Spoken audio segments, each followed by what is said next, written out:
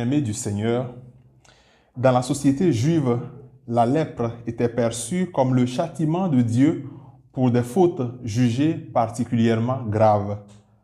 Certains rabbins contemporains de Jésus allaient jusqu'à prétendre que la lèpre était censée punir 7 types de péchés: la calomnie, l'homicide, le faux témoignage, le libertinage, le vol, l'orgueil et l'avarice. Celui qui était atteint de lèpre était banni de la société, rejeté comme une source d'impureté et donc de non-communion avec Dieu et avec les humains. Selon cette façon de voir, Dieu seul, qui envoie la lèpre comme un châtiment, pouvait en délivrer définitivement les malades.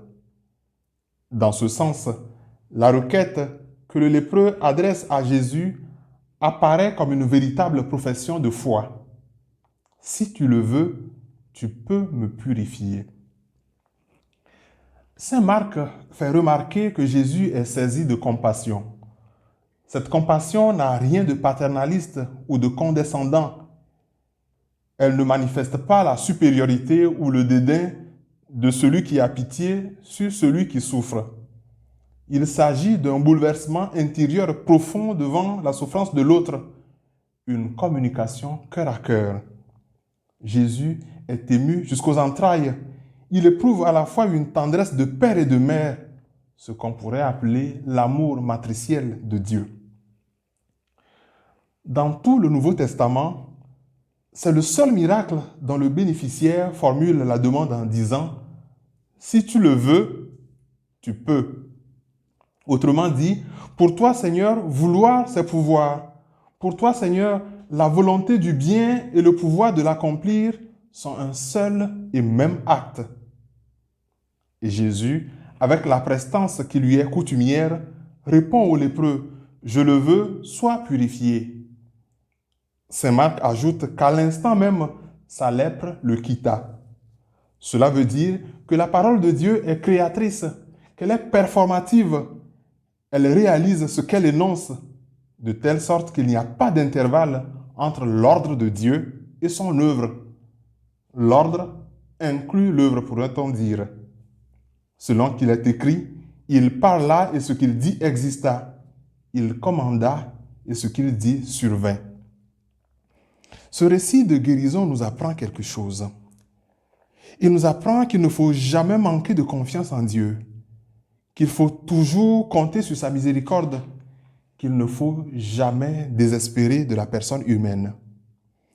Même si le démon a pu nous précipiter des hauteurs de la vertu dans les abîmes du mal, combien plus notre Créateur nous ramènera-t-il au sommet de la vertu et nous rendra-t-il beaucoup plus heureux que nous ne paraissions auparavant? Dieu dit au livre du prophète Isaïe, « Si vos péchés sont comme l'écarlate, ils deviendront comme la neige. S'ils sont rouges comme le vermillon, ils deviendront blancs comme la laine. » Ce récit de guérison nous apprend aussi à être présent à ceux et celles qui souffrent. François d'Assise écrit à propos des lépreux. « La vue des lépreux m'était insupportable, mais quand je me sentis porté par le Seigneur à embrasser l'un d'eux, ce qui m'avait semblé si amer s'était changé pour moi en douceur, pour l'esprit et pour le corps. » François d'Assise aurait été converti par un baiser, celui qu'il a offert à un lépreux. Il semble même que c'est l'extrait d'évangile de ce jour qui aurait brisé son aversion pour les lépreux. Et nous, bien-aimés du Seigneur, sommes-nous prêts à entendre l'appel des nouveaux impurs de nos sociétés, celles et ceux qui se trouvent marginalisés du fait de leur santé ou de leur pauvreté? Pensons-nous souvent aux personnes incapables de satisfaire aux exigences matérielles du bien-être quotidien? Sommes-nous prêts à transgresser le code de pureté implicite de notre société de consommation pour laquelle seules les personnes économiquement utiles et productives ont de la valeur? Que le Seigneur nous y aide.